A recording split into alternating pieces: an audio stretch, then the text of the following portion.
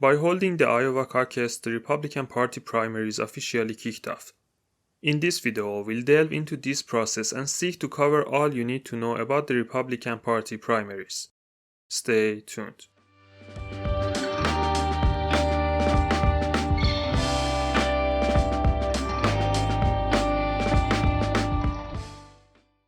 National conventions stand as monumental events in the political calendar, serving as the stage where political parties officially nominate their candidates for the presidential race. These gatherings have deep historical roots dating back to the early 19th century. Over the years, national conventions have evolved from closed-door meetings to elaborate spectacles, providing a platform for party leaders, delegates, and supporters to unite behind a common candidate. The 2024 Republican National Convention is scheduled to hold from July 15 to 18, 2024. To determine how each state and other U.S. territories select their delegates and how they have to vote in the convention, the party holds primaries and caucuses in each of these regions. Primaries typically occur at different times during the election cycle, gradually narrowing down the field of candidates. Parties employ various types of elections, each with its own set of rules and dynamics. Open primaries allow voters, regardless of party affiliation, to participate in selecting the nominee. This format introduces an element of cross-party influence, enabling voters to have a say in the candidate selection process, even if they are not registered for that party.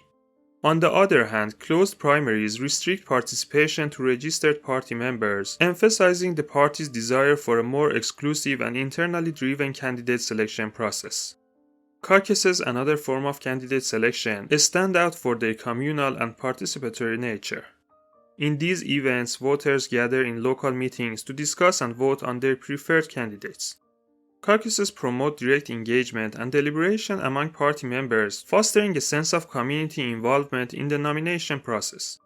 The unique dynamics of caucuses often result in a more intricate decision-making process compared to traditional primary elections. Additionally, some states may adopt a hybrid approach, incorporating elements of both primary elections and caucuses. Delegate allocation is a pivotal aspect of the primary process, influencing the path each candidate takes to secure the party's nomination. The number of delegates a state possesses is often proportionate to its population and significance in the electoral landscape. The two main systems for delegation allocation are proportional representation and winner takes all. Additionally, some states use mixed systems. In a proportional representation system, delegates are distributed based on the percentage of the votes a candidate receives in a particular state. This method ensures that candidates receive a share of delegates proportionate to their level of support, allowing for a more nuanced reflection of voters' preferences. Some states have established thresholds between 4 to 20% for proportionality to kick in, under which a candidate receives no delegates. On the other hand, winner-takes-all systems allocate all of a state delegates to the candidate who secured the majority of votes. This approach can lead to a more decisive outcome in some states, as the leading candidate takes a substantial step towards amassing the total delegate count needed for nomination. Understanding the intricacies of delegate allocation is crucial for candidates as they strategically navigate the primary season, aiming to accumulate the required number of delegates for a successful nomination bid. There are a total of 2,467 delegates at the Republican National Convention, and the candidate must secure at least 1,234 votes to win. The primaries process officially started on January 15th at the Iowa caucus. Until the end of February, the race follows a slow pace, but it will get intensified in March.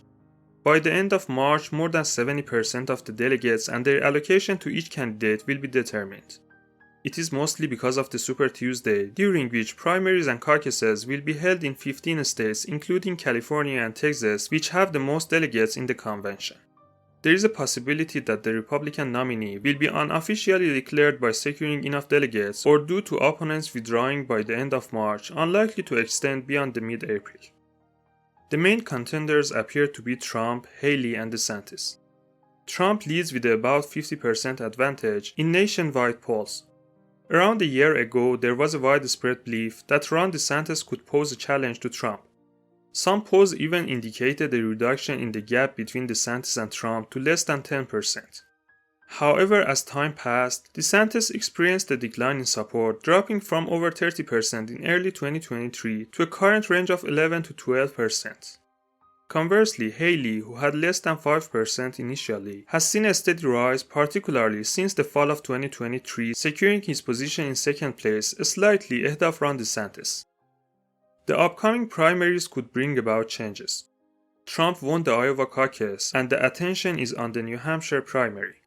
Haley has narrowed her gap with Trump to about 10% in polls, making her a promising contender. DeSantis also outperformed expectations in Iowa, possibly gaining momentum. Nevertheless, Trump currently remains confident in the gap between him and his opponents.